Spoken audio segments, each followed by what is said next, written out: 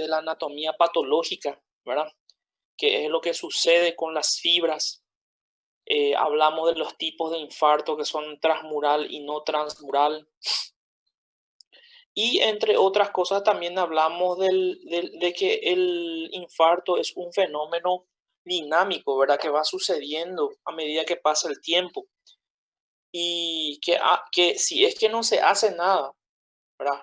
Y dejado a su libre evolución, ese infarto puede tomar partes importantes del ventrículo. Dijimos también que la parte del corazón que más infarta es el ventrículo izquierdo, ¿verdad? Y también que en el cuadro clínico el dolor es el síntoma más dominante, ¿verdad? O sea que yo creo que hasta acá estuvimos hablando ayer. Dijimos que una exploración normal no descarta la existencia de un infarto, ¿verdad? O sea que un paciente con o no llegamos a hablar de eso, del cuadro clínico. Sí entró bem pouco aí, doutor.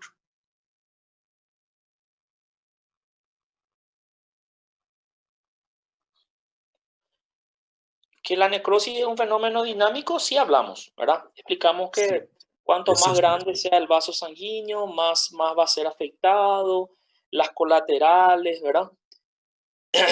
Bueno, entonces vamos a empezar de acá entonces, el diagnóstico del cuadro clínico. El dolor es el síntoma dominante, ¿sí? En la mayoría de los casos es similar a la angina en cuanto a la calidad, la localización, la irradiación, pero tenemos que tener en cuenta que el dolor del infarto es más intenso y es más prolongado, ¿sí? Y otra característica importante que nos tiene que llamar la atención es que el dolor de la angina normalmente calma con vasodilatadores, con derivados de la nitroglicerina.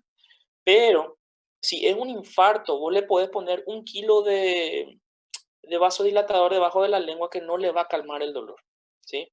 Y otra cosa que el infarto es acompañado de manifestaciones vegetativas, ¿verdad? Náuseas, vómitos, hiperhidrosis, ¿verdad? Esa sudoración fría.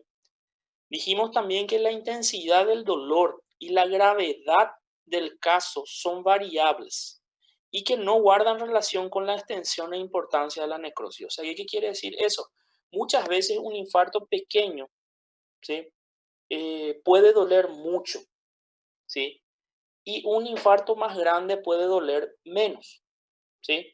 Entonces, la intensidad del dolor y la gravedad del caso son variables y no guardan relación con la extensión e importancia de la necrosis. O sea que una persona puede estar teniendo un ligero dolor de pecho y puede estar infartando mucho, con mucha necrosis. Y otra persona puede estar teniendo mucho dolor, pero su infarto es pequeño, ¿sí?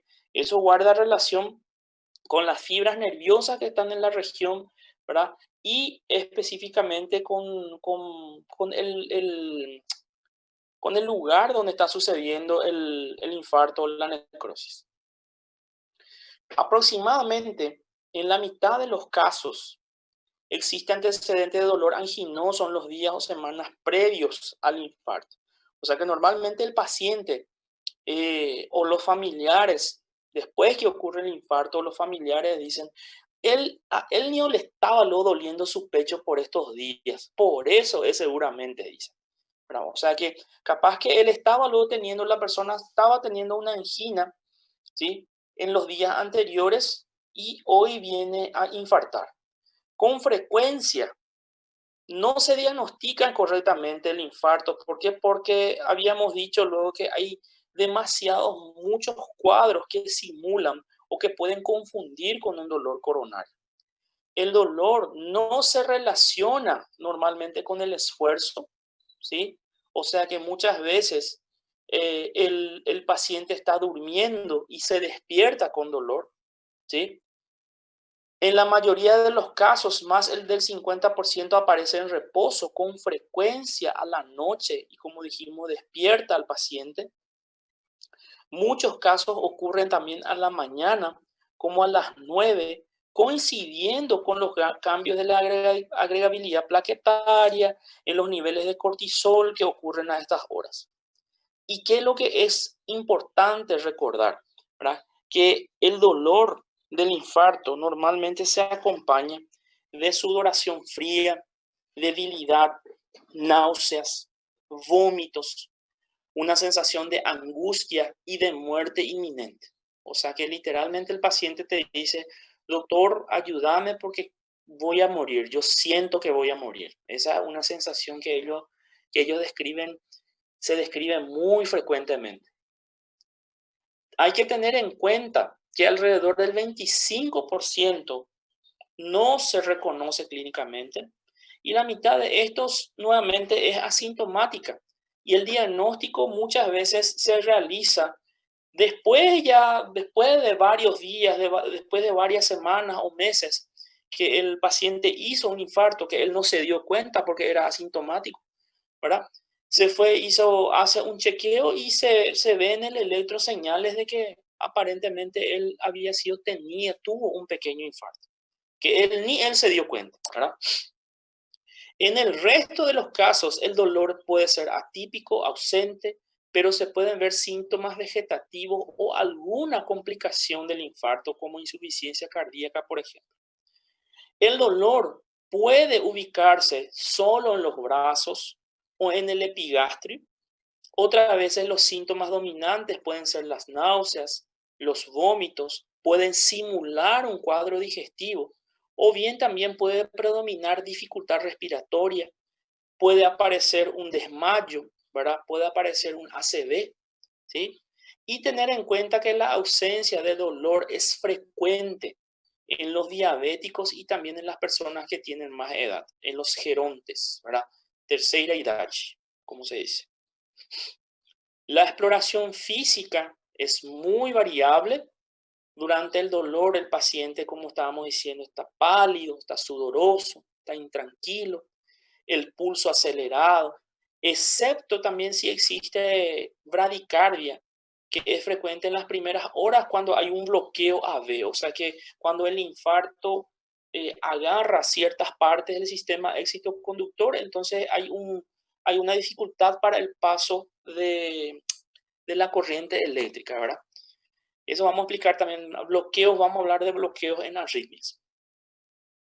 ¿Sí?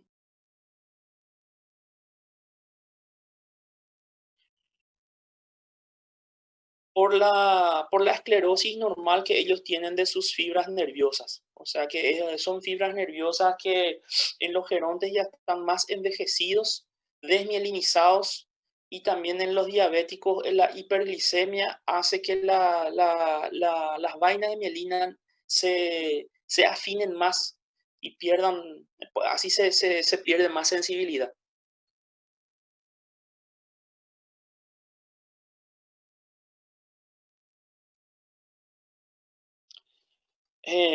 La posibilidad de que sea un infarto grave y no le den importancia, ese es lo que es el problema, ¿verdad? Es que si es un infarto pequeñito, ¿verdad? Que él va a sobrevivir tranquilo, pero si es un infarto grande y no tiene tantos síntomas, entonces eso la gente se minimiza los síntomas, tarda más en llevar al hospital, entonces ahí puede haber más complicaciones. La hipotensión es habitual también si es que el paciente, o sea, la hipotensión es habitual mientras hay dolor, ¿sí? Y la bradicardia, cuando se prolonga, hay que sospechar de shock cardiogénico. O sea que durante el dolor el paciente puede tener un poco de hipotensión, puede tener bradicardia. Pero una vez que el paciente ya fue medicado, que ya se le calmó el dolor, si el paciente continúa hipotenso, continúa bradicárdico, entonces eso hay que sospechar de un shock cardiogénico. Probablemente el infarto fue tan grande que no está permitiendo que el corazón haga una contracción fuerte, eficaz para mantener la presión, ¿verdad? Y entonces por eso el paciente puede estar al borde de un shock. La presión también puede ser normal, ¿sí? o aumentada debido a una descarga adrenérgica por el dolor, ¿verdad? Mucha adrenalina. La palpación del precordio, del ictus cordis, de la punta del corazón, puede mostrar un doble impulso apical, o sea que puede haber, parece que hay dos puntas que están chocando por la pared del tórax, ¿verdad? ¿Por qué? Porque una parte puede ser la que es normal, que está trabajando con una frecuencia normal, y la otra parte que está infartada también está todavía contrayendo, pero contrae más lento, ¿sí? En la ocultación casi siempre hay un cuarto ruido y la disminución de la intensidad de los ruidos cardíacos. Con menor frecuencia se oculta un soplo sistólico de regurgitación mitral. O sea que se van a escuchar tercer o cuarto ruidos o se va a escuchar un soplo. ¿Por qué? Porque ese corazón que está infartando no está haciendo una contracción, por así decir, efectiva. Está contrayendo mal y al contraer mal, el flujo de sangre dentro del corazón es más turbulento, es más irregular. Entonces ese flujo dentro del corazón, pasando por las válvulas, chocando por las paredes, es lo que va a dar estos ruidos patológicos. Eso van a ver ustedes el año que viene en la parte de semiología cardíaca. Una de las primeras cosas que van a estudiar es soplo y ruidos, tercero y cuarto ruidos. También en presencia de una insuficiencia cardíaca congestiva pueden aparecer galope, ¿sí? Y estertores pulmonares o líquido en los pulmones. La afectación del ventrículo derecho se manifiesta por signos de fallo ventricular, ¿sí? Del lado derecho, por supuesto, como la ingurgitación yugular, la hepatomegalia, el reflujo hepatoyugular, que vamos a explicar en la siguiente clase, ¿verdad? En la clase de insuficiencia cardíaca. Vamos a hablar de esto. Vamos a hablar de las señales de la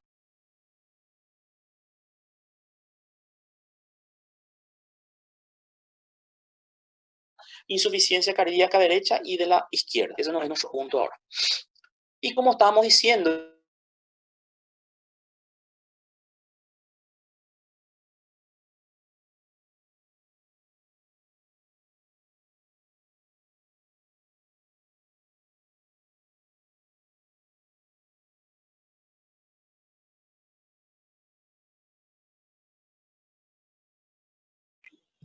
Gente, travou aí. Gente, travou sim. Eu não tô escutando nada aqui. Aqui eu tô vendo, mano.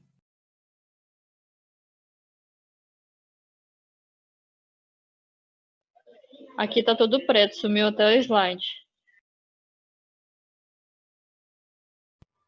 Caiu.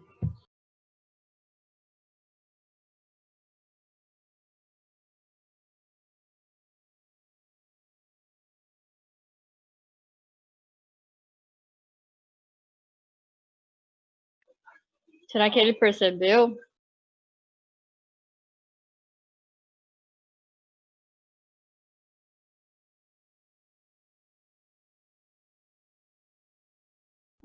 Ele saiu da sala.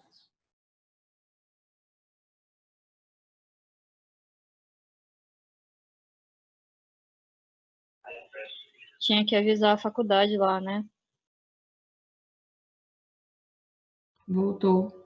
o que aconteceu? O senhor caiu, prof. Morreu.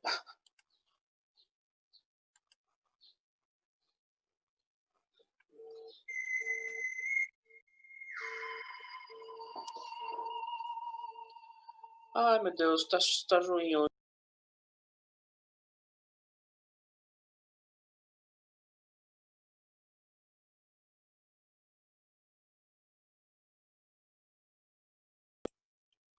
Bueno, entonces, estábamos diciendo que no tenemos que subestimar a una persona que viene con... ¿Me escuchan ustedes, verdad? Sim. Sí. Sim, doutor. Acá el tiempo no está feo. Y no sé qué pasó porque Mi internet sí está bien.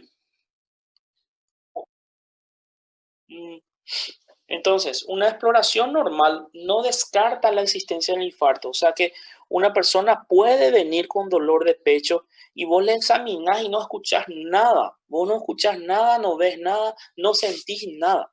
¿Sí? El paciente puede estar 100% con el examen físico normal y eso no quiere decir que el paciente no pueda estar infartando. Entonces, una exploración física, un examen físico normal no descarta la existencia de un infarto. Hay que tener bien en cuenta eso. Bueno, entonces, vamos a hablar un poquitito primero del IAM, del infarto sin segmento ST.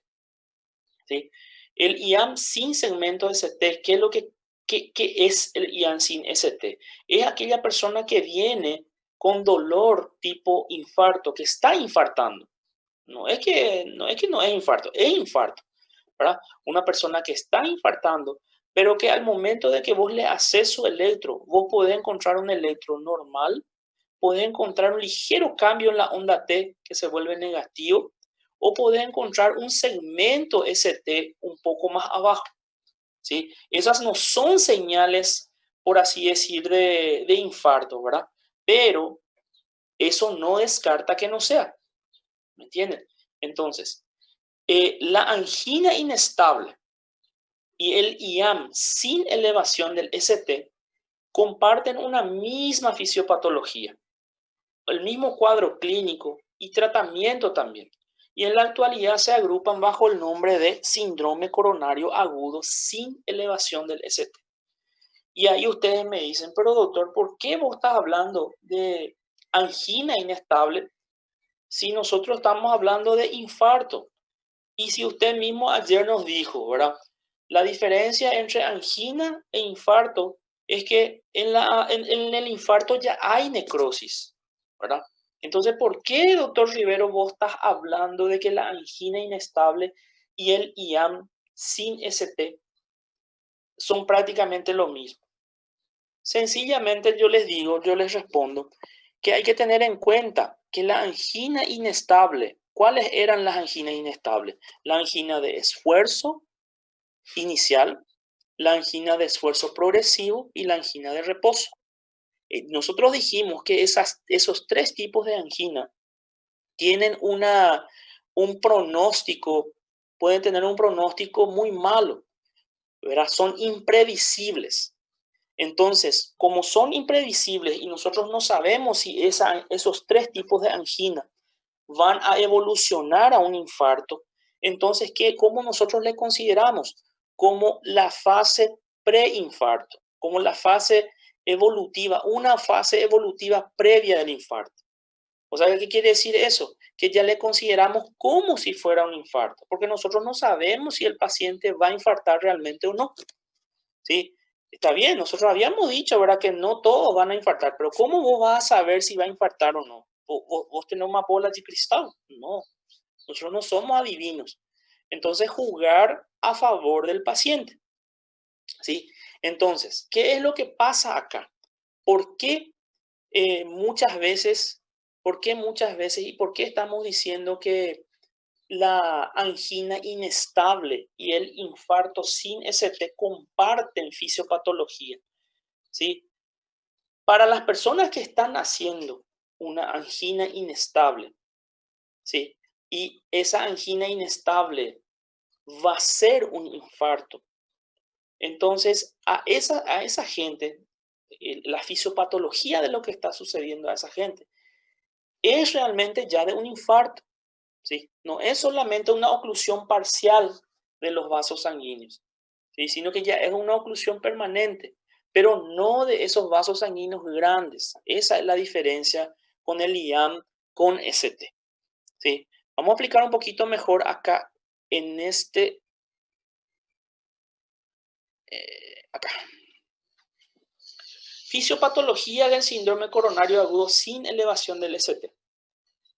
¿Qué podemos decir? A diferencia del infarto de miocardio con ST, el trombo es de tipo plaquetario, pero no obstruye totalmente la luz del vaso, ¿sí? Acá en estas personas que están haciendo un síndrome coronario agudo sin ST, ellos están haciendo también trombos, ellos están haciendo coágulos sobre aquellas placas de ateroma que nosotros habíamos hablado, que se fisuran, ¿sí? Pero ellos no hacen una obstrucción completa del vaso, no se obstruye completamente el vaso, ¿sí? Entonces, además de eso, además de no obstruirse, de formarse los trombos plaquetarios y de no obstruirse totalmente la luz, se produce una embolización distal del material trombótico e induce a la obstrucción arteriolar y micronecrosis, ¿sí? La activación plaquetaria y la disfunción endotelial que acompañan provocan vasoconstricción y contribuyen a la fisiopatología de este síndrome. Dicho en otras palabras, acá nosotros tenemos un vaso sanguíneo, una coronaria, ¿sí? Y ustedes ven que acá hay una placa de ateroma, ¿verdad? Esto es una placa de ateroma, esto es una placa de ateroma. La placa de ateroma es esa. Entonces, ¿qué pasó con esta placa de ateroma? Ella se fisuró, ¿ven? Fisuras. ¿Qué era que ocurría cuando estas placas de ateroma se fisuraban? Ellas exponían el material que estaba dentro de la placa, como la grasa, el LDL, ¿verdad? También sustancias macrofágicas, y eso hace que vengan o se acumulen plaquetas sobre esa fisura y empiecen a formar un trombo blanco. Y después, con la formación de la fibrina, cascada de coagulación, etcétera, etcétera, ¿verdad? Ese coágulo se va a quedar rojo, ¿tá? Pero no sé si ustedes se dan cuenta que acá en este gráfico, ustedes ven una oclusión completa. Esta no es una oclusión completa, ¿sí? ¿Qué es lo que probablemente pasó acá?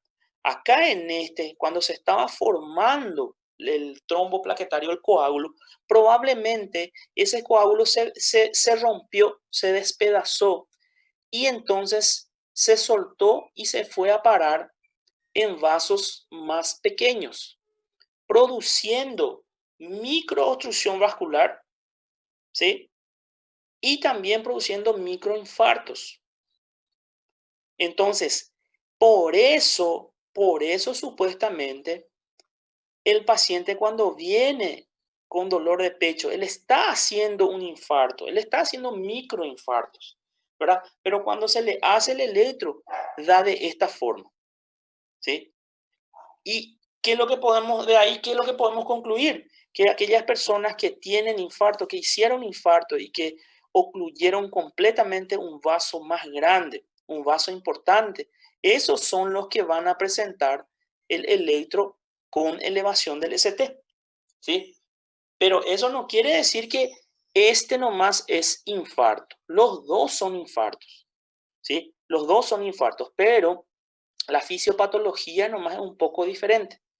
Y hay que decir que estas personas que a principio están haciendo infartos sin ST, si sobreviven, va a llegar un momento en que también van a hacer infartos con elevación del ST. No sé si me explico.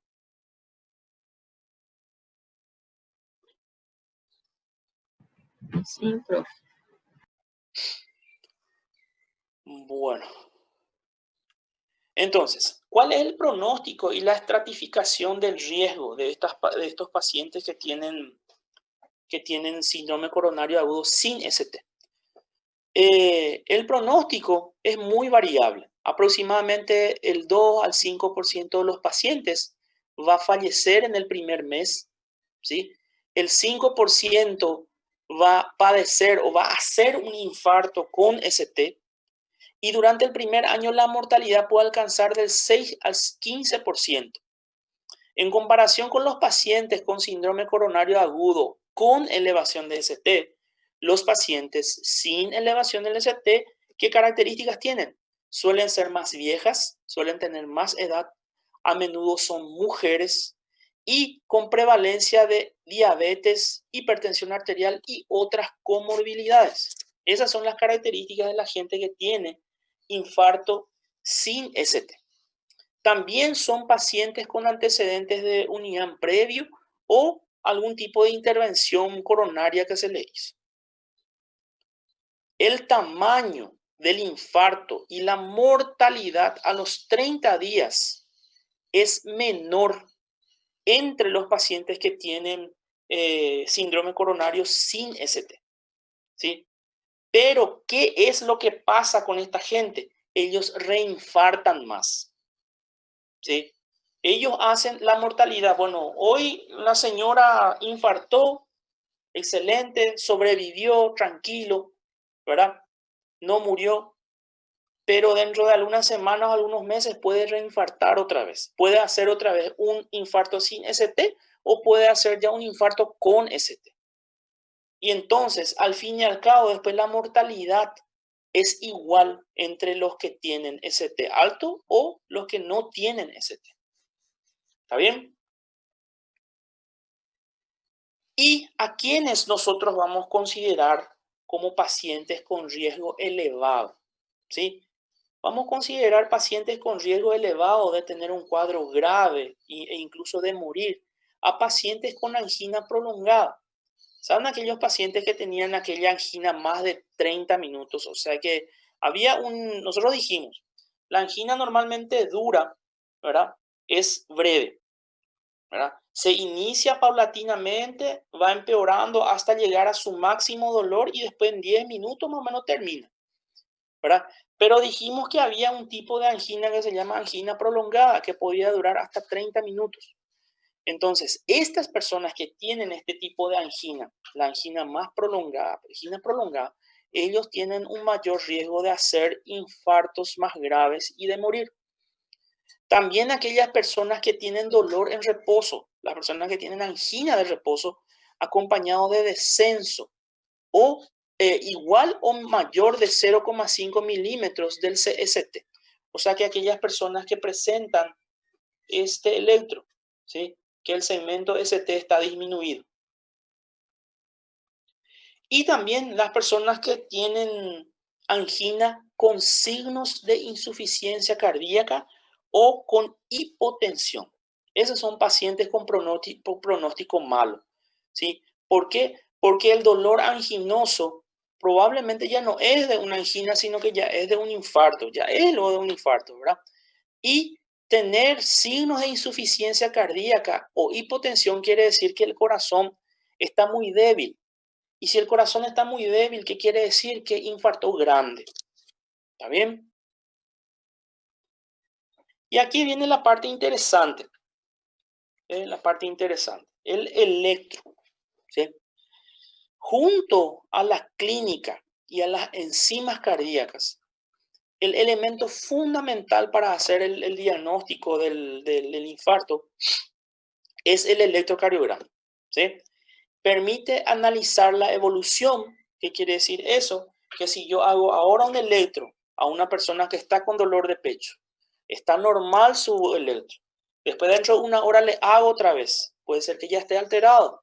Dentro de 2 horas le hago otra vez, puede ser que está alterado. Entonces yo puedo ver en electros sucesivos, ¿verdad? Si el infarto está empeorando o no. Si está agarrando varias caras o no.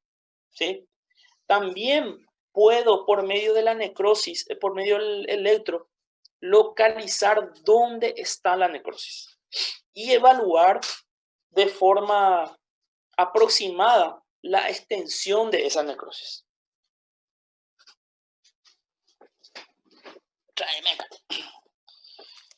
Alguém pegou o meu plástico que eu faço exemplo de cicatriz cardíaca. Déjate ya de joder, tío.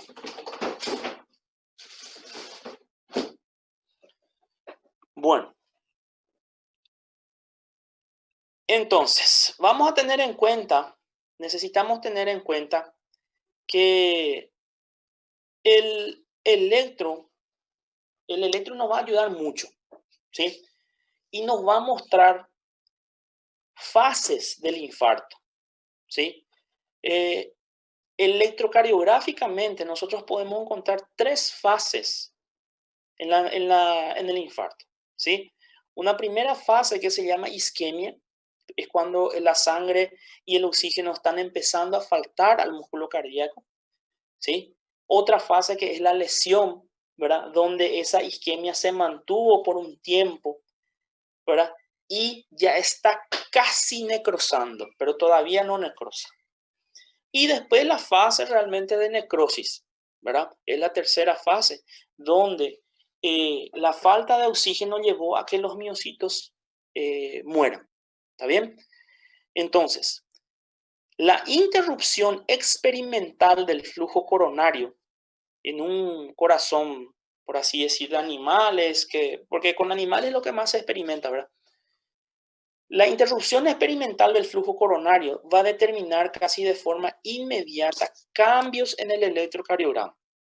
Y esos cambios al inicio se van a circunscribir a la onda T, ¿sí? Esta va a aumentar de tamaño y constituye la fase de la isquemia, ¿sí? O sea, ¿qué quiere decir eso? Cuando está empezando la persona a infartar, va a entrar en una fase que se llama isquemia, ¿sí? La falta de oxígeno, ¿verdad? Oxígeno y sangre. Entonces, electrocardiográficamente nosotros podemos identificar esa fase de isquemia. ¿Cómo la identificamos? Con una T picuda o con una T alta, ¿sí? Una T grande. No sé si ustedes consiguen observar aquí. Este es el electro normal, ¿sí? Con una onda P, complejo Q, R, S, un espacio entre la S y la T, ¿sí? Que sería el segmento. Este es lo que es el segmento ST, ¿sí? Y la onda T, que teóricamente tiene que tener 2 a 3 cuadritos de altura. ¿Se acuerdan?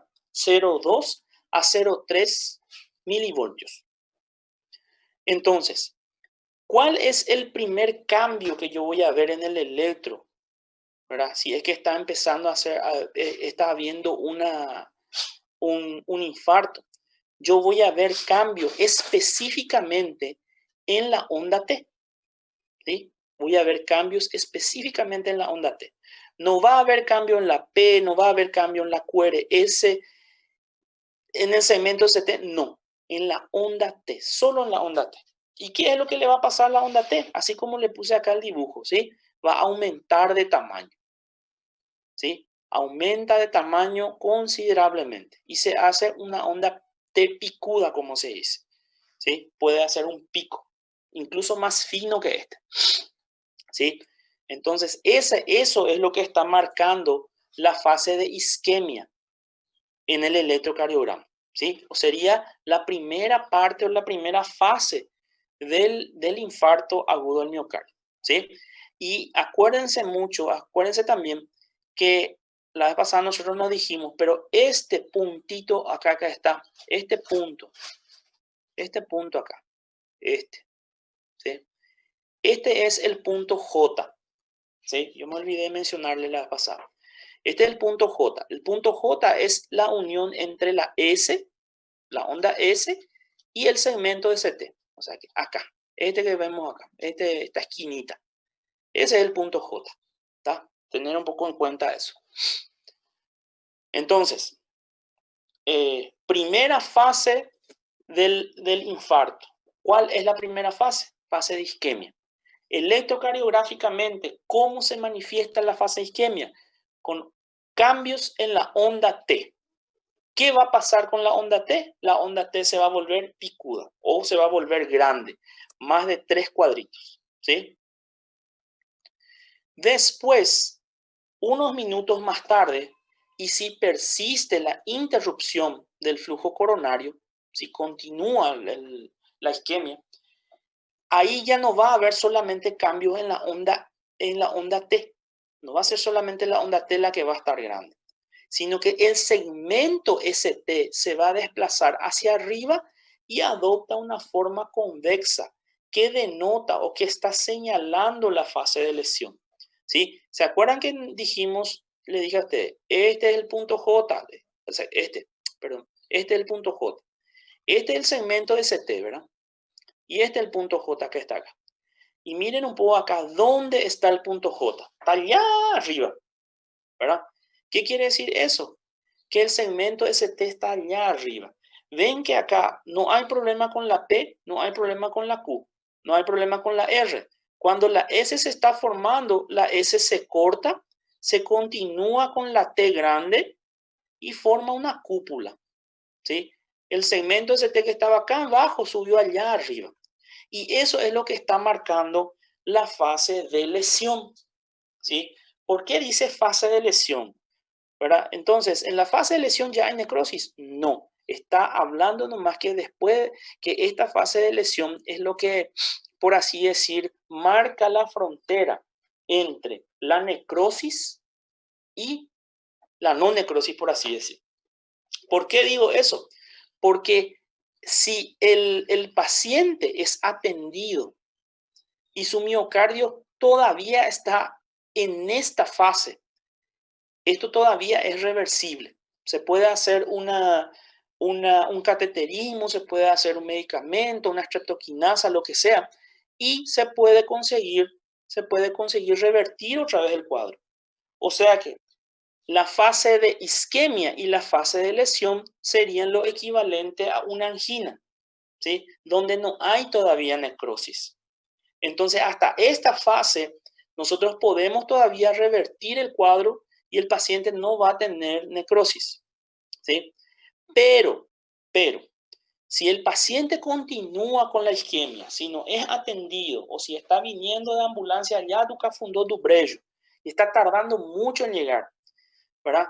Entonces ahí, pasando un cierto tiempo, ya se va a iniciar la necrosis, ¿verdad? ¿Se acuerdan de 40 minutos? En 40 minutos, ¿cuántos por ciento de la pared del ventrículo ya está afectada? 30 y 35% era, ¿se acuerdan? Entonces, si entonces no se hace nada, si no se da un tratamiento a este paciente, entonces el paciente va a entrar a la fase de necrosis. ¿Y cómo yo sé que el paciente o que el miocardio entró a la fase de necrosis? Mirando el electro. ¿Qué es lo que yo voy a ver? Voy a ver una onda Q, ¿sí? Bastante pronunciada, un Q profundo, ¿sí? Y esta onda Q va a estar, tiene que valer más de 25% del complejo QRS para ser patológico, ¿sí? ¿Cuánto valía el complejo QRS? Desde la punta de la R hasta la punta de la S. Tenía que valer 1 milivoltio, ¿verdad? 1 milivoltio, ¿cuántos cuadritos eran? 10 cuadritos. Entonces, 25% de 10, ¿cuánto es? 2,5. Entonces, si esta onda Q, que normalmente es pequeñininha, que normalmente es chiquitita, que dura solamente un cuadrito, si ella pasa de 2 cuadritos y medio, ¿sí? O si ella se ensancha, si queda más largo, ¿sí? Queda más ancho y agarra más de un cuadrito, entonces podemos decir que esa es una onda Q patológica. Un Q profundo y un Q largo. Imagínense un poco. Esa es una onda Q patológica, ¿sí? Entonces, otra cosa que también puede estar acompañando a eso es una inversión de la T, ¿sí? Si el paciente tiene una onda Q patológica, esta R está muy alta, yo dibujé muy alta, este tenía que ser un poco más corto, ¿sí? Tiene una onda Q y tiene una R baja y una T negativa, eso también está significando que hay un infarto, ¿sí? O sea, que hay una necrosis ya, ¿sí? O sea, que se puede reperfundir, o sea, que se va a salvar este miocardio. No, ¿verdad? ¿Por qué? Porque ya esta parte del músculo ya falleció, ya murió, ya necrosó, ¿está? Entonces, solamente para recalcar, ¿sí? Infarto, estudiamos 3 fases: isquemia, lesión y necrosis. La isquemia, ¿sí? Es la fase más aguda, es la fase inicial del infarto y está marcado en el electrocardiograma. ¿Por qué? Por una onda T grande o una onda T picuda, ¿sí? La segunda fase es la fase de la lesión, ¿sí? ¿Qué es lo que pasa electrocardiográficamente en esta fase de lesión? Que la onda, que el complejo, el espacio ST va allá arriba, un ascenso, ¿sí? del segmento ST, del punto J allá arriba, y ese ¿cómo se llama? Segmento ST desplazado para arriba, ¿verdad? Se va a continuar con esa onda T grande que habíamos hablado y va a formar una cúpula, ¿verdad? Una forma convexa. ¿También? ¿Está bien, gente? Entonces, hasta acá, ¿qué dijimos? Que es todavía reversible, que todavía no hay necrosis. Pero si es que continúa sin atención nuestro paciente, él va a entrar en la fase de necrosis, que es la última fase, ¿verdad? ¿Y cómo yo voy a percibir que electrocardiográficamente que mi paciente está en necrosis? Mirando el electro y voy a ver una onda Q bastante pronunciada, bastante negativa, más de 2,5 cuadritos, ¿verdad? O más de un cuadrito así de forma horizontal, ¿sí? Durando más de 0,04 segundos. Entonces, y además de eso voy a ver el ST allá arriba, ¿verdad? Sí, o sea, veo ST y arriba, y también veo la onda Q pronunciada. Además de eso, que también puedo ver, ¿cómo yo puedo ver también el electro? Puedo ver también como si fuera, como tuviera una onda Q, ¿verdad? Patológica, grande, ¿verdad? Bien negativa, una R chica, más chica, ¿verdad? Y una onda T invertida, ¿sí? Una onda T invertida.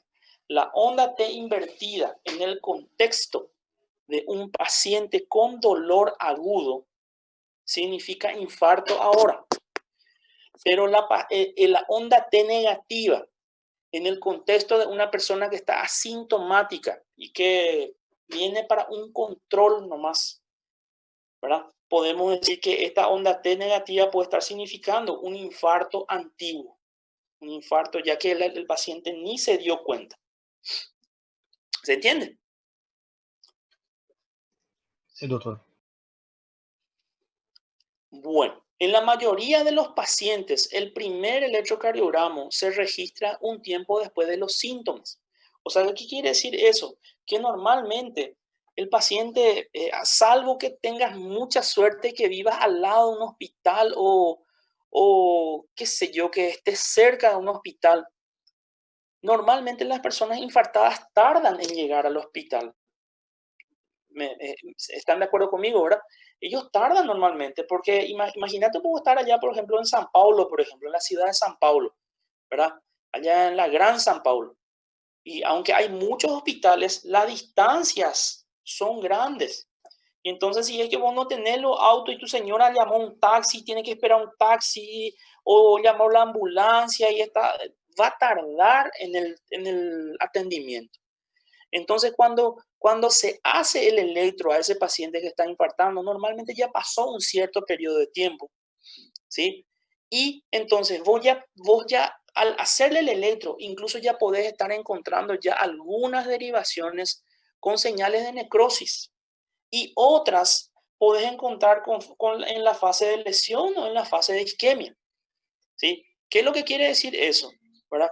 Que miro mi electro y veo señales de que ya hay necrosis. ¿Qué pasó? Ah, ya pasó mucho tiempo, entonces ahí donde empezó el infarto, ahí ya necrosó. Y alrededor, como está creciendo eso, ¿verdad? Alrededor todavía no necrosó completamente, entonces puede estar en fase de lesión, en fase de isquemia, ¿sí? Con frecuencia aparecen ya las ondas Q que se hacen más evidentes en trazados posteriores a la vez que disminuye el voltaje de la onda R. Eso es lo que le estaba diciendo acá, que yo me equivoqué al hacer este dibujo. Este tenía que ser, es más o menos así, la onda R, o sea que la onda Q aumenta de tamaño, se hace más grande, más negativa, y la onda R normalmente disminuye, ¿sí? Esto tenía que estar cortadito acá. ¿Está bien? En los días siguientes, el segmento ST va a descender y puede llegar a normalizarse, mientras que la onda T se vuelve más negativa, ¿sí? Con el tiempo puede también llegar a normalizarse esa onda T negativa. La onda Q suele persistir definitivamente, excepto en una pequeña proporción de pacientes, en un 6% aproximadamente, que la onda Q queda, o sea, en esos 6% de pacientes la onda Q se normaliza otra vez. Pero normalmente la onda Q, ¿qué es lo que tiene que hacer? Tiene que persistir, se queda grande, como una cicatriz también electrocardiográfica. Las derivaciones que presentan una onda Q, elevación del segmento ST e inversión del segmento o de la onda T, orientan sobre la localización del infarto, pero sin ser exactas. ¿Tá? Eso tenemos que tener en cuenta también. Las derivaciones nos van a decir más o menos dónde está el problema, pero normalmente ellos no son exactos así, ¿sí? Pero te ayudan, te orientan a decir, ah, esto es cara lateral, ah, no, esto es cara anterior, esto es punta, ¿entiendes? Pero más o menos te dice. La localización puede tener importancia pronóstica. Los infartos anteriores tienen peor pronóstico y eso acuérdense, no se olviden nunca. Los infartos de la cara anterior del ventrículo izquierdo son los peores, ¿sí?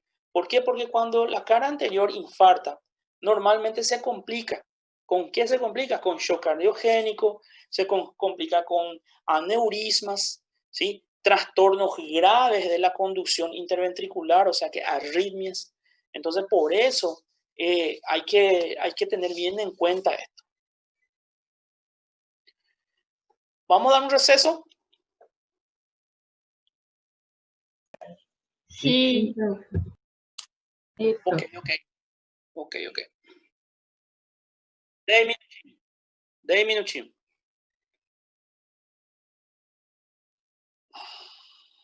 Tráeme mi zapato. Doutor, Hola. te envié un vídeo sobre la clase de hoy. Yo quería mucho que vos viste ahora. ¿Cómo? Bueno, te envié un vídeo ahora sobre la clase. Quería mucho que vos viste ahora. Bueno, Dale, dale, dale. es muy bueno.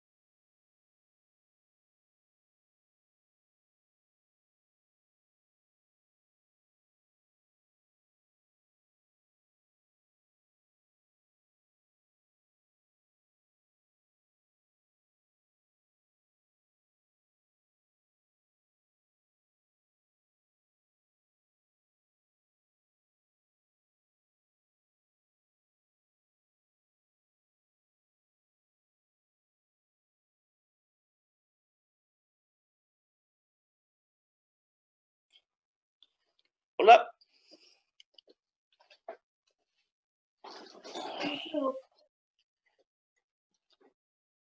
¿Qué tal?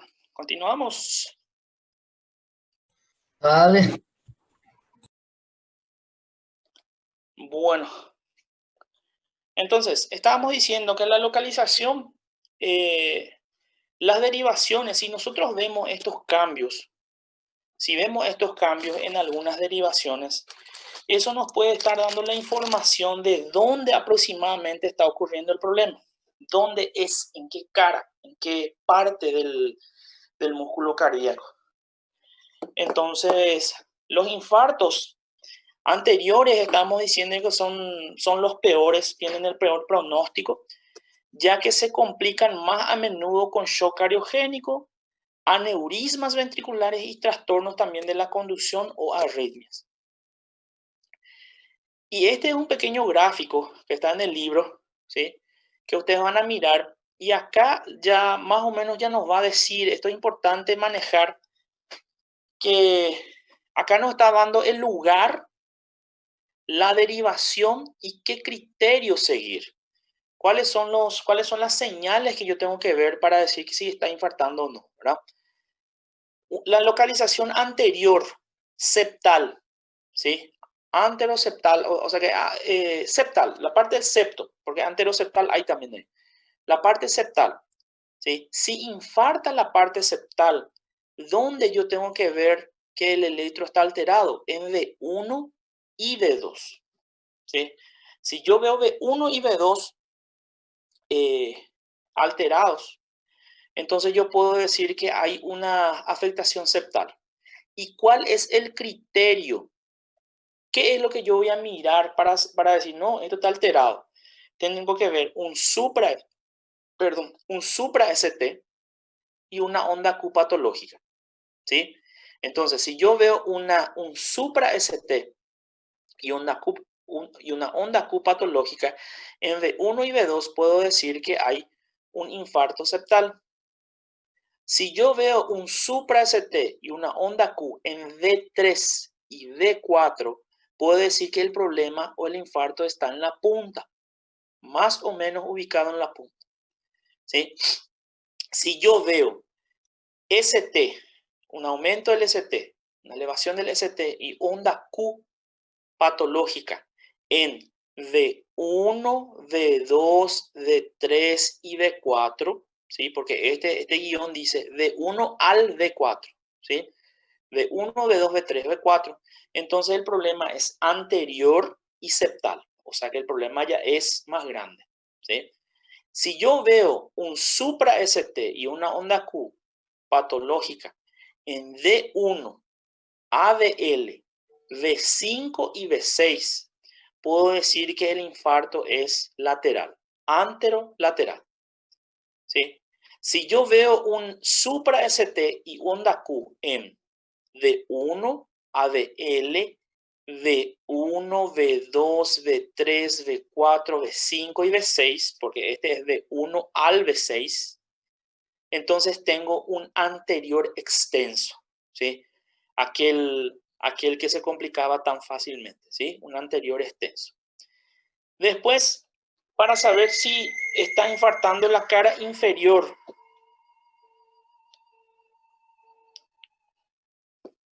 Hola. Te voy a llamar dentro de un rato, estoy dando clases, ¿sí?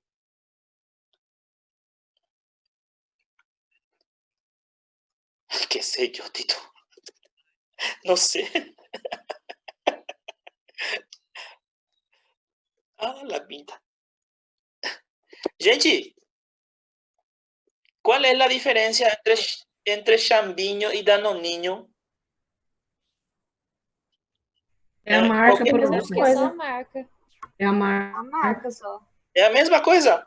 Danoninho é melhor. Mi hermano pues tiene un bebé chico que está empezando a comer y le indicaron que empiece a comer lácteos. Y él me llamó y me dijo, ¿cuál es lo que es la diferencia? ¿Cuál es lo que es chambiño dando niño? Yo qué sé yo si yo no tengo filho. É a marca. O sea, Danoninho é mais gostoso. para eso me porque dijo mi queijo, né? hermano. Voy a poner acá, es la misma cosa, le voy a poner aquí. Espera acá. Le voy a decir, mis alumnos me acaban de decir que es la misma cosa, le voy a decir.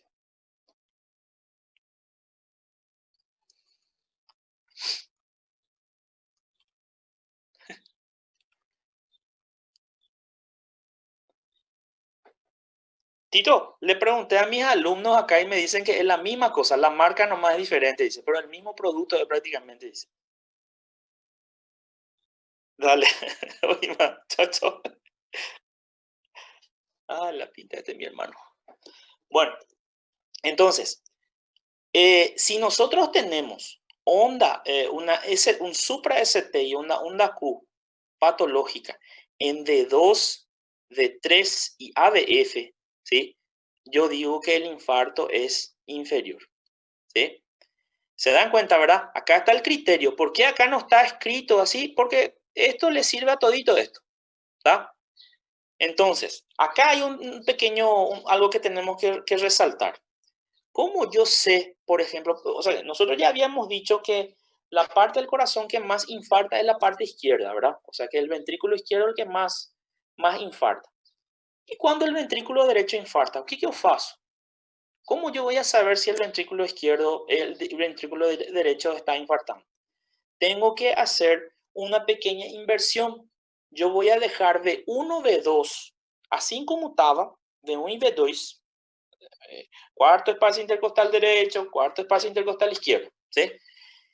Y a partir de V3, V4, V5, V6, coloco todito a la derecha. En el quinto espacio intercostal, así como normalmente se hace, pero a la derecha, ¿sí? Entonces, así yo voy a tener V3R, V4R, V5R y V6R. ¿Qué quiere decir esa R? A la derecha, que está a la derecha, porque normalmente todos tienen que estar a la izquierda, ¿sí? Entonces, ¿cuándo yo sé que mi ventrículo derecho está infartando? Cuando V4R, V3R y V1 normal, que está a la derecha, tienen un supra ST, ¿sí? Así yo voy a diagnosticar un infarto al ventrículo derecho. Y cuando es inferobasal, ¿sí? Cuando es inferobasal, ¿sí? Abajo y hacia la base del corazón, ¿sí? Voy a mirar V1 y V2. ¿Y cómo tiene que estar V1 y V2?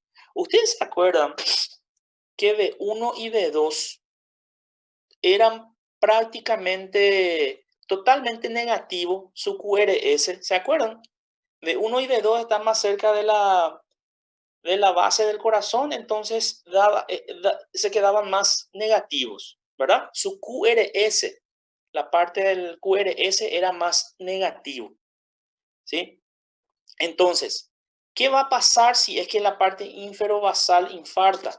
En V1 y V2 yo voy a ver que la R es más grande que la S. Normalmente, si el electro está bien hecho, en V1 y V2 la S es más grande, porque la S está para abajo, ¿sí? Y si es que infarta la parte inferobasal, entonces la R es la que va a ser más grande y la S va a ser cortita. ¿Está bien? ¿Se entiende?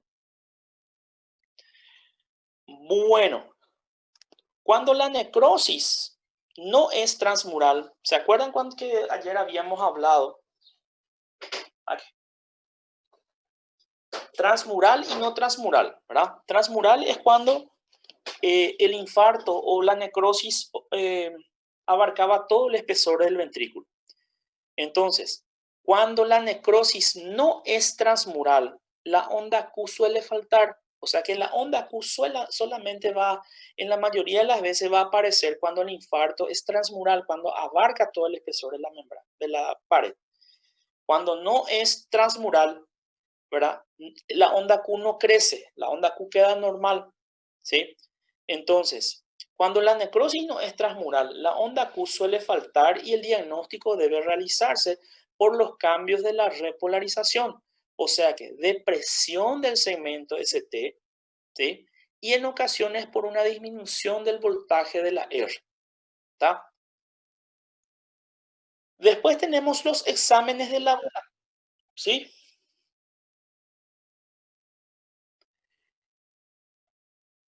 Cuando vos ves una onda Q así pronunciada, más de 3 cuadritos, una onda Q bien negativa, eso quiere decir que es un infarto transmural, ¿sí?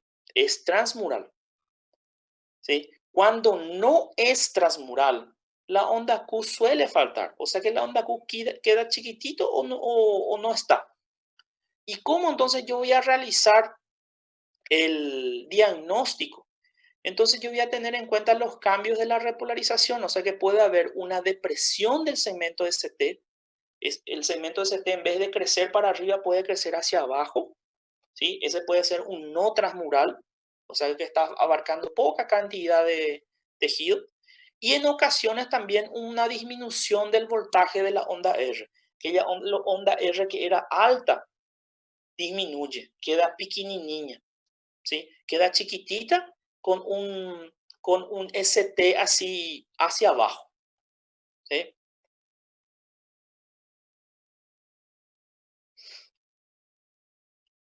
Dale. Bueno, entonces, hablando un poquito de exámenes de laboratorio. El infarto ocasiona diversos cambios humorales, o sea que diversos cambios en la sangre, como leucocitosis, aumento de la eritrosedimentación, pero desde el punto de vista, por así decir, diagnóstico práctico, lo que nos va a importar es el aumento de ciertas sustancias que se llaman enzimas cardíacas, ¿sí? Las enzimas cardíacas normalmente son sustancias químicas, son catalizadores químicos que están dentro de los miocitos, solamente de los miocitos, ¿sí? Son más específicos del músculo cardíaco. Entonces, ¿qué pasa cuando un miocito muere? Cuando el miocito muere, se rompe en la pared y lo que está adentro sale para afuera. Entonces, lo que está para adentro sale para afuera. La enzima que estaba dentro del miocito sale al líquido extracelular. Del líquido extracelular pasa a la sangre. Entonces, si yo quiero saber si la persona infartó o no, si tiene necrosis o no, yo voy a buscar estas enzimas en la sangre. Si yo encuentro muchas enzimas cardíacas en la sangre, eso quiere decir que muchos miocitos murieron. Si yo no encuentro enzimas cardíacas en la sangre o encuentro pequeña cantidad, quiere decir que o no hubo infarto o si hubo infarto, el infarto fue pequeño, ¿sí? La velocidad con que se elevan sus valores en el suero es diferente para cada una de ellas. Y tenemos que estudiar 3 enzimas. Una de ellas, la mioglobina, no es tan específica solamente del músculo cardíaco, pero también se usaba antes, ahora ya no tanto, ¿sí? La mioglobina aparece 2 horas ya en la sangre después de haber infartado, ¿sí? La CKMB, la creatinsinasa MB, que es específica del músculo cardíaco, y las troponinas, troponina I, troponina T, aparecen después de 3 a 6 horas de haber ocurrido el infarto, ¿sí? Los valores de la mioglobina se van a ir normalizando después de 12 horas. Después de 12 horas ya queda otra vez bajito la mioglobina. Mientras que las de la CKMB va a permanecer en la sangre durante 2 o 3 días. Y las troponinas pueden llegar a quedar en la sangre 5, 14 días y después recién desaparecer, ¿tá? Entonces, ellas son muy importantes para hacer el diagnóstico. El electrocardiograma con señales de infarto, ¿verdad? Más unas enzimas cardíacas elevadas nos están confirmando que hay un infarto. Los valores máximos se correlacionan con la extensión de la necrosis y se utilizan con fines pronósticos. O sea, ¿qué quiere decir eso? Que cuanto más alto esté las enzimas cardíacas, más grande es la necrosis. Y tiene sentido, ¿verdad? Si muchas células murieron, si gran parte del músculo cardíaco murió, muchos miocitos murieron. Y muchos miocitos entonces derramaron a la sangre sus enzimas. Y si poquita cantidad nomás del músculo cardíaco infartó y pocos miocitos murieron, entonces yo voy a tener poca enzima en la sangre. ¿sí? Y se utiliza con fines pronósticos también. O sea, ¿qué quiere decir eso? Si yo en seriados, cada 6 horas, el paciente ya infartó y está en la terapia intensiva, ahora se le hizo sus enzimas cardíacas y está un poquito elevado, 2, 3 veces lo normal. Después en 6 horas está 20 veces lo normal. ¿Qué quiere decir eso? ¿Verdad? Que el infarto progresó. Si en 12 horas yo hago, ¿verdad? Y los valores ya están estables, no subió ni no bajó, eso quiere decir que el infarto se estancó, no empeoró. Entonces, un pronóstico mejor. Pero si cada vez que yo voy haciendo el análisis va aumentando las enzimas cardíacas, eso quiere decir que la situación es grave porque continúa infartando.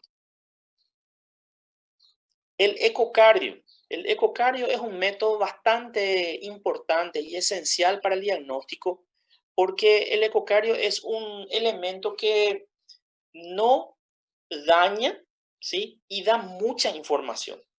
¿Cuál es la información que el ecocardio da? La información si parte del miocardio está más débil o no, ¿sí? ¿Qué tamaño tiene la necrosis?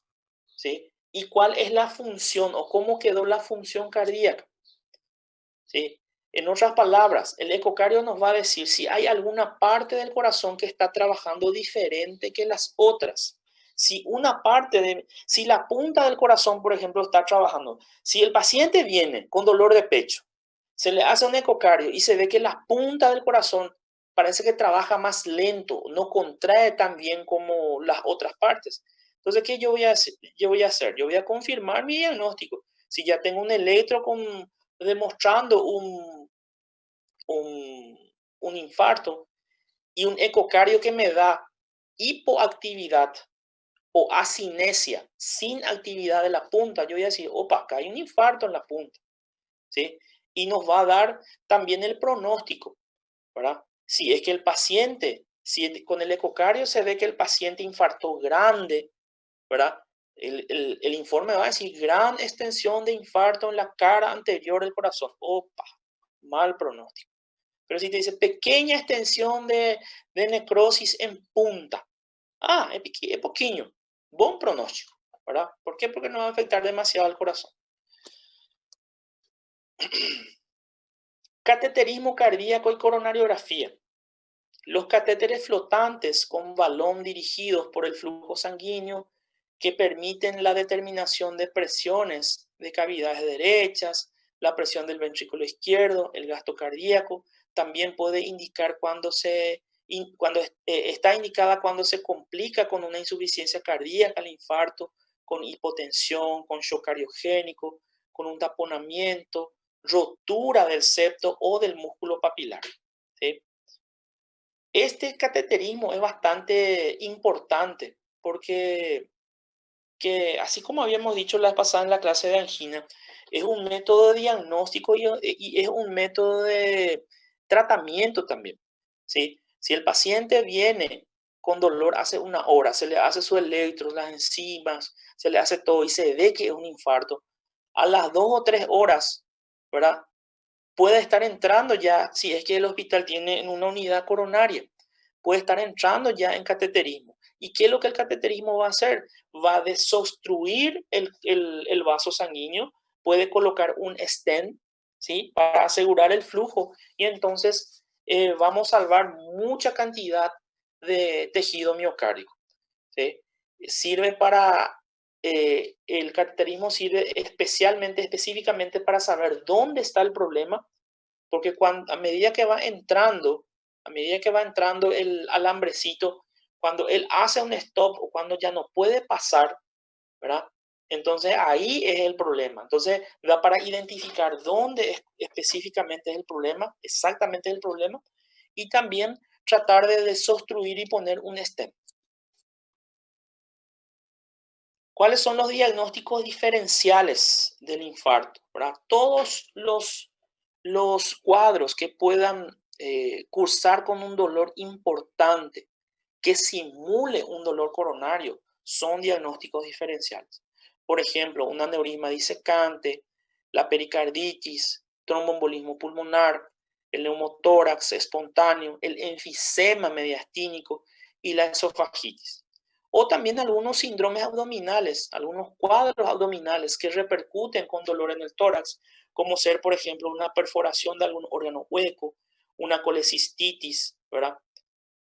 Una colelitiasis, pancreatitis, que también es la gran simuladora, y entre otros. ¿Cuáles son las complicaciones que van a surgir como consecuencia de un infarto? En particular, en los primeros días, su prevención o la prevención de las complicaciones y el control de esas complicaciones van a constituir los objetivos fundamentales del tratamiento durante la fase aguda. ¿Entienden? Porque, ¿qué es lo que pasa? El paciente ya infartó, ya está en terapia, ya está mal. Entonces, ¿qué es lo que vos no podés más hacer nada por ese infarto? Ya infartó, ya fue. ¿Qué es lo que vos tenés que hacer? Es evitar que se compliquen, o si se complicó, tratar de tratar esas complicaciones. ¿Para qué? Para mejorar todo el cuadro general del paciente. Las complicaciones se dividen en eléctricas y complicaciones mecánicas, y su frecuencia y gravedad son muy variables. ¿Qué son las complicaciones eléctricas? Las complicaciones eléctricas son aquellas que van a aparecer por culpa de que la necrosis afectó al sistema excitoconductor, ¿sí? La necrosis afectó al sistema de conducción de las fibras nerviosas o a los nódulos, ¿sí? ¿Y a qué va a llevar eso? Va a llevar a alteraciones de ritmo, a arritmias, a paros cardíacos, a taquicardias o a bradicardias, ¿sí? Y eso va a ocurrir en un 75 a 95%. O sea que prácticamente todos los infartados, ¿sí? Todos los infartados van a tener algún tipo de complicación eléctrica, ¿sí? ¿Y cuáles son las complicaciones mecánicas? Las complicaciones mecánicas se refieren al deterioro de la pared del ventrículo, ¿verdad? Como dijimos, si gran parte del ventrículo izquierdo necrosa, ese ventrículo izquierdo ya no va a ser tan fuerte como era antes, ya va a perder fuerza, ¿verdad? Entonces, la insuficiencia cardíaca es la más frecuente de las complicaciones mecánicas debido a la reducción de la masa contráctil del ventrículo izquierdo, ¿sí? 25% presentan signos de fallo cardíaco, 40% provocará shock cardiogénico. También puede aparecer rotura de miocardio, aneurisma o dilatación de la zona necrótica. O sea que todo cambio en la pared del ventrículo o del corazón que lleve a un mal funcionamiento, a una mala contracción, esa es una complicación mecánica, ¿sí? Otras complicaciones que podemos tener también son el tromboembolismo pulmonar y la pericarditis. ¿Cuál es el pronóstico inmediato? ¿Sí? ¿Cuál es el pronóstico inmediato de estos pacientes? La mortalidad global durante el primer mes del episodio agudo es de alrededor del 40%.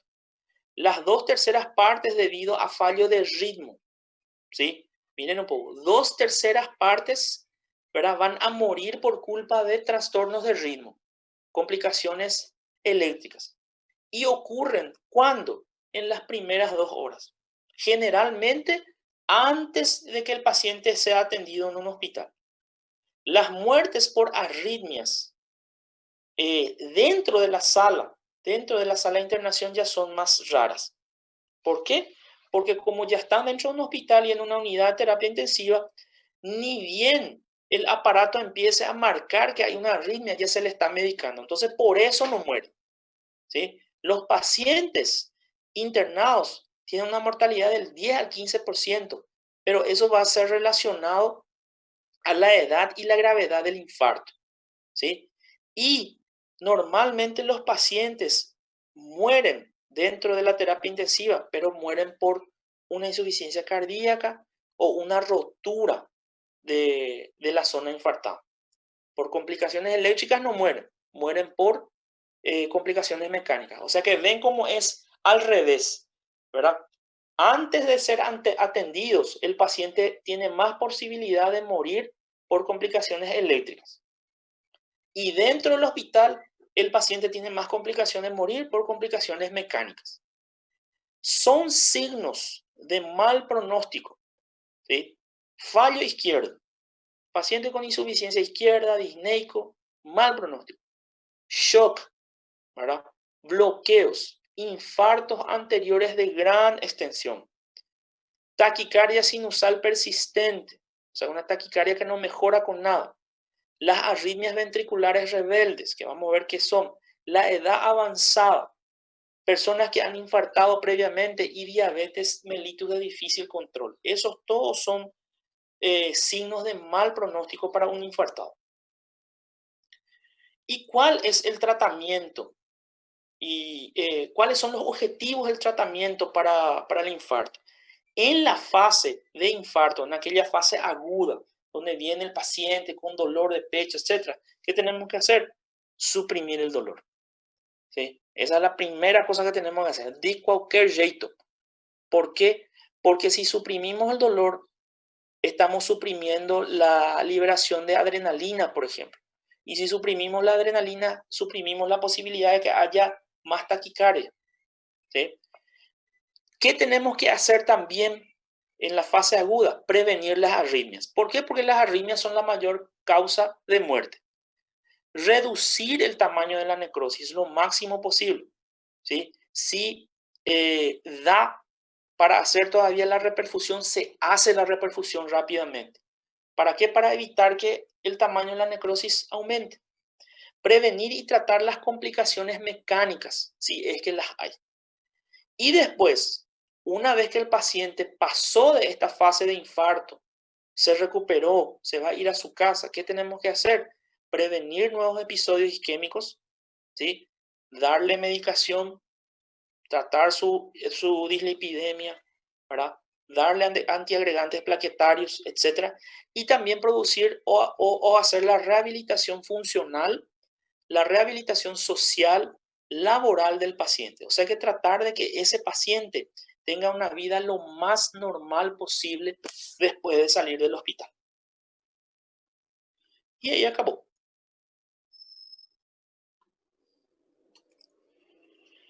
¿Alguna preguntilla? Prof, aquela parte da tabela, o senhor pode repetir? ¿Cuál? Aquele da variação de V1 e V2 para ver de que lado que era que estava afetado.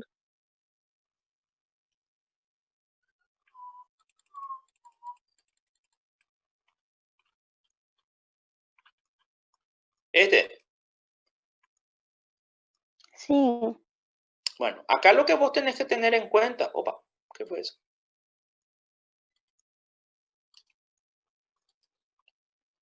Acá lo que tenés que tener en cuenta es que, mira, acá cuál es el criterio que vos tenés que tener, ¿verdad? El aumento del ST y la onda Q patológica. Vos tenés que buscar estos en el electro de una persona con dolor de pecho. Si vos encontrás estos criterios, una ST, un supra ST o una onda Q patológica en V1 y V2, vos vas a decir, opa, es de aquí un infarto del septo, ¿sí? Si yo encuentro supra ST y onda Q patológica en V3 y V4, yo voy a decir, opa, este es un infarto de la punta, ¿sí? De la punta del corazón. Si yo encuentro supra ST y una onda Q patológica en V1 al V4, ¿qué sería eso? V1, V2, V3, V4. Entonces voy a decir, es un anteroseptal, ¿sí? Y si encuentro estos en V1 a VL, V5 y V6, voy a decir que es lateral. Si encuentro en V1 a VL en V1, V2, V3, V4, V5 y V6, voy a decir que es un anterior extenso, ¿sí? Y si encuentro supra ST y onda Q patológica en D2, D3 y ABF, voy a decir que es un infarto inferior. Y para saber si el ventrículo derecho es el que está infartado, ¿qué yo hago?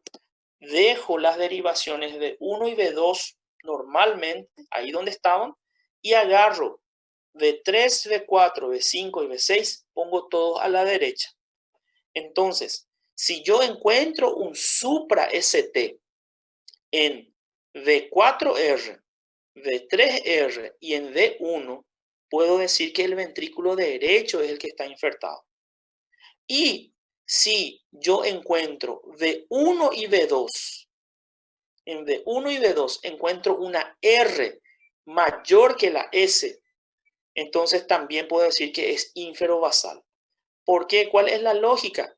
Porque acá en V1 y V2 la S tiene que ser más grande. La S tiene que ser bien profunda. ¿Sí? Pero sin embargo, si la R está grande y la S está chiquitita, entonces eso quiere decir infarto de la región ínfero-basal del corazón. ¿Está bien? Prof, mas como que eu vou suspeitar que é o direito para eu inverter o